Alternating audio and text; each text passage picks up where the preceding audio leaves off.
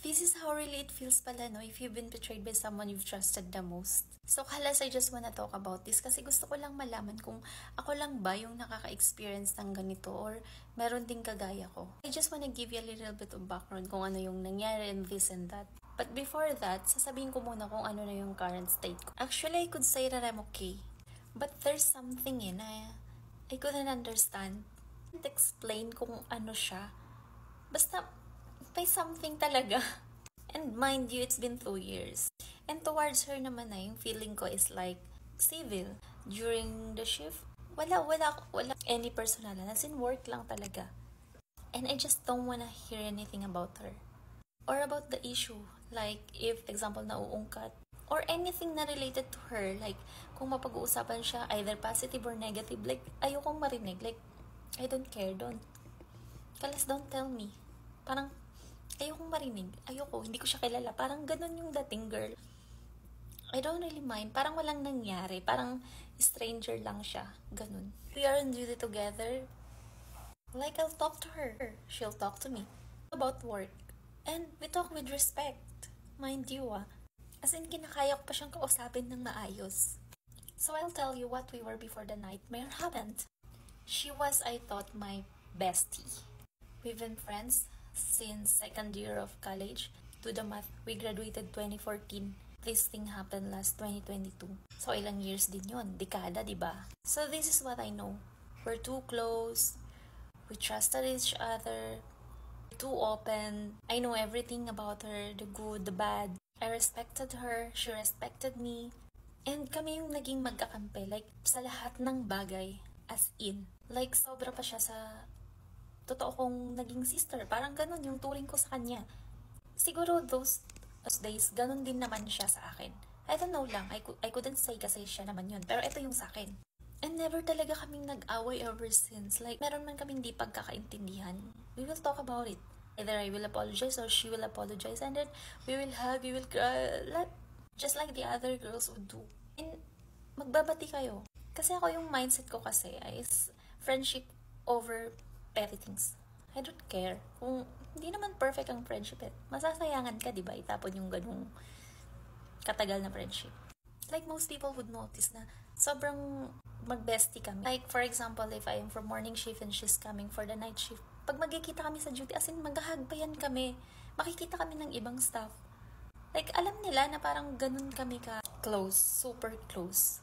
And kahit sa previous hospital namin, pag sasabihin nila, andito si ano, sigurado andito din si ano kasi lagi magkasama. And alam mo, uso pa kasi, I don't know for us kasi, we're so into like twinning yung mga gamit, pare-pare.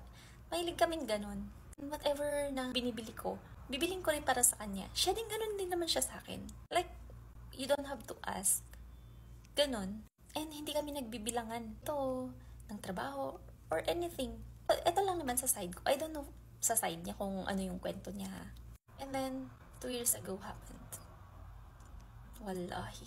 Grabe kasi yung time na yun Kasi 2 weeks before I found out na ginagago ako ng taong inakala kong best friend ko, I found out ko na my partner that time was cheating on me. Okay? Imagine! She wasn't the person that I thought I knew. Sa isang dekada, girl, hindi ko pala talaga siya kilala. Oh my gosh. And nalaman ko to, hindi dahil sa mga kwento-kwento lang or chika-chika lang or chismis ng kung sino-sino lang. Nalaman ko to from the same circle of friends na meron kami 2 years back. And sa mga colleagues namin, Pilipina, which is kung kanino niya ako in-splork and churbanas. And ito yung malala. Kasalanan ko din naman Feeling ko ito talaga yung bakit nagkakaroon ako ng napakaraming flashback. Kasi inalam ko lahat kung anong ginawa niya sa akin, girl. Pero okay lang yan. At least naman, di ba, nalaman ko kung sino talaga siya sa oblooban ng kanyang napaka-lusog na katawan. Charot. Actually, hindi ko naman hiningi or tinanong Kasi ang sabi nila, naawa na daw sila sa akin. Kasi ang dami-daming ginagawa nung isa. Samantalang, hindi ako pick me Wala naman akong pinuturba sa kanya. And pag may nagsasabi ng sa kanya ng ganito-ganyan, kinakat ko. Sinashut up ko. Sabi ko, gusto kong ganun. And then, ito na, in-splurk nung mga churbanes, yung mga kaek-ekan niya. And ito pa, girl, may GC. At yun, pinabasa nila naman sa akin lahat ng GC and all. Then, I've seen a lot of photos, videos ko na hindi ko alam. We're roommates. Wala kaming compartment. Kasi nga, diba, I trusted her. Yun ay mali ko. Wala akong idea, girl, na pinipicturean niya pala ako habang natutulog or binivideohan. Or habang nag-shave ng legs ko. Habang nag-IPL. Sabay send sa GC. And doon pa sa isa naming friends sa Pinas. Videos, photos, with matching captions. Na ganito siya, ganyan siya, yan na naman siya, blah blah blah, blah.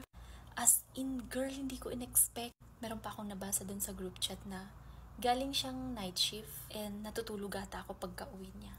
And then nag-message siya doon sa GC. Sa salita namin na, sabi niya, pero itatagalog ko na lang. Hay nako, ngayon pa natulog yung satanas na to. Nag-ingay ako, inon ko yung AC. At magbo-blower ako para magising siya. Ngayon pa siya matutulog kung kailan pauwi na ako. Girl, inaano kita, wala akong pakialam kung pauwi ka. Hindi ko sinasadya na matulog kung pauwi ka na. Bakit ba kung gusto kong mag-Netflix and chill habang nasa duty ka at inantok na ako nung pauwi ka na? Ayan, wala pa yan sa 0.01% ng mga kinukwento ko sa inyo kung gaano kalala yung nangyari sa akin. And imagine, never kong in-expect na galing sa kanya. And ang masakit sa akin, girl, okay, mapapatawad kita. Parang matatanggap ko na ginaganon-ganon mo ako. Kung may ginawa ako sa'yo, wala. As in, wala. And then ito na nga. Actually, hindi ko na rin alam kung kailan niya pa ako ginaganon and all. Pero ang sabi nila matagal na daw. Pero hindi lang ako aware. And before nangyari yung history kami ng parang hindi niya ako pinapansin. Almost mga 1 month, ganun. Hindi niya ako pinapansin. Hindi ko alam kung bakit, kung anong nangyari. Pero ako, eto parang akong tanga. Pansin ako ng pansin, ganyan. Hanggang sa umabot sa time na parang umiyak ako dun sa isa naming kasama. Sabi ko, hindi ko alam anong nagawa ko sa kanya. Hindi niya ako pinapansin, ganyan. Tapos palagi siyang galit. Wala naman akong ginagawa and all. Tapos ito pa, yung parang kinat niya ako sa circle of friends. Nagre-request off sila, gumagala sila lang, and all. Tapos parang wala na ako, bye-bye, ganyan. Tapos ang dami nang nagtatanong, hindi ka na sumasama kina, nangingin. Sabi ko, ay, hindi kasi kami same nang, guys, sinasagot ko. Kasi parang ayokong mag-self-pity. Though yun yung nararamdaman ko. Masakit siya, pero inisip ko na lang, baka may rason siya. And how would I know na siya yung nag-isolate or nag-cut off sa akin sa mga gala and all? Kasi nabasa ko mismo sa group chat. Sabi pa dun ng isa sa GC, uy, paano si Jam? Sabi niya, alis na lang tayo pag tulog na siya. Girl, lang beses kong na-experience yun. Kahit hindi ako tulog, di niya ako yayayain. Kahit sino man sa kanila. But anyhow, bahala sila. Choice nila yun Part 2.